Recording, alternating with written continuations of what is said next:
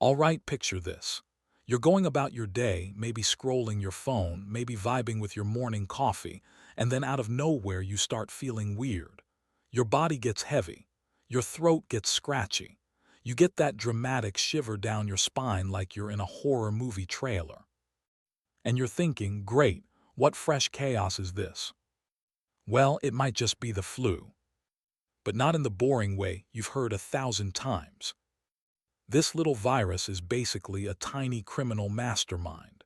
And today, we're breaking down exactly how it sneaks into your body, hijacks your cells, and turns you into a miserable blanket-trapped zombie. Let's talk influenza. So the flu is a contagious viral infection that loves to target your nose, your throat, and your lungs. And when it hits, it doesn't tiptoe. It shows up with a whole squad of symptoms: fever, chills, runny nose, sore throat, cough, muscle aches, and that special brand of exhaustion that makes you question every life decision you've ever made. But here where it gets wild. The flu virus itself is tiny. Like, so tiny that regular microscopes can't even see it. You need the big guns, electron microscopes, just to catch a glimpse. Inside that microscopic troublemaker is its genetic material, basically the instruction manual that tells it how to make more of itself. Then it's wrapped in this tough protective shell like armor, so it can survive as it jumps from person to person. And on the outside, it's wearing this sneaky outer coat, an envelope that helps it merge with your cells. Almost like, hey, let me in, I'm totally supposed to be here.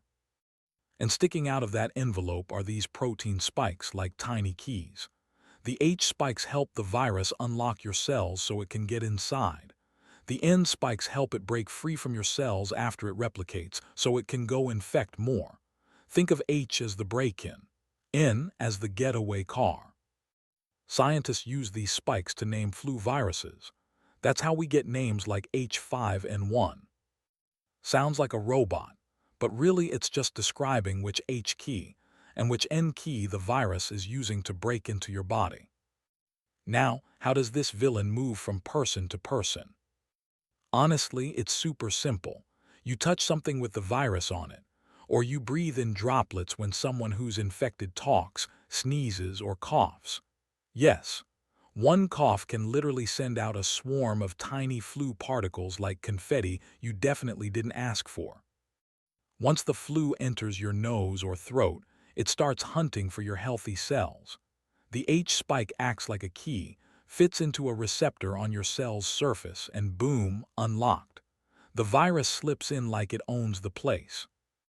Inside your cell, it gets carried in a little bubble toward your nucleus, which is basically the command center.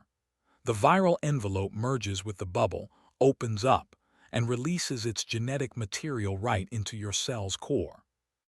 Once it's in there, it's game over. The virus hijacks your cell, grabs your energy, your tools, your materials, and forces your cell to make thousands of copies of the virus. It's like someone breaks into your house, uses your kitchen to cook 1,000 pizzas, and then steals them all. Those new viral parts get assembled, including new H and N spikes, and your cell starts packaging everything together. Then, a brand new virus pushes its way out of your cell's membrane, like it's popping out a new clone. But there's a twist. When the new virus tries to break free, it gets stuck. The H spike grabs onto receptors on the cell and traps it there. But the virus comes prepared. It uses that N spike like scissors to cut itself loose. Now the new copies are free to spread, and that's when your symptoms kick in: fever, cough, muscle aches, fatigue, all because your immune system is freaking out trying to stop this microscopic uprising. But okay, before we spiral, let's talk solutions. If you catch the flu, your doctor might prescribe antiviral medications like oseltamivir, which you take by mouth, or zanamivir, which you inhale. These medications block the N spike, and when the N spike is blocked, the virus can't cut itself loose. It gets stuck to the surface of your cell like gum on a sidewalk. When the virus can't escape, it can't spread. And when it can't spread, you start feeling better faster and avoid serious complications. But the best protection, the flu vaccine, every year. You can get it as a shot, which uses dead versions of the virus, or as a nasal spray, which uses live but very weak versions. Either way, the vaccine introduces your immune system to the virus, but without giving you the full-blown flu. Your immune system sees these weakened viruses and goes, "Oh, bet. Let me take notes." Within a couple of weeks, your body makes antibodies, personalized little markers that recognize only those flu types. These antibodies stick to any incoming flu virus and block it from attaching to your cells. They can even make multiple viruses clump together, so your immune system can swoop in and destroy them like a cleanup crew.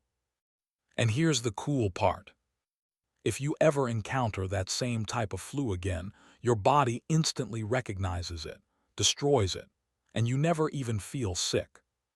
But because flu viruses love to change outfits every year, you need an updated vaccine annually to stay protected. So yeah, influenza may be tiny, but it's crafty. It sneaks in. It hijacks your cells. It copies itself like it's running a factory, and it spreads before you even realize what's happening. But now you know exactly how it works and, more importantly, how to protect yourself.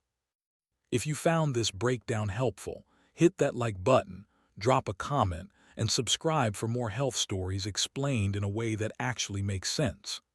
Stay healthy and stay away from people who cough without covering their mouths.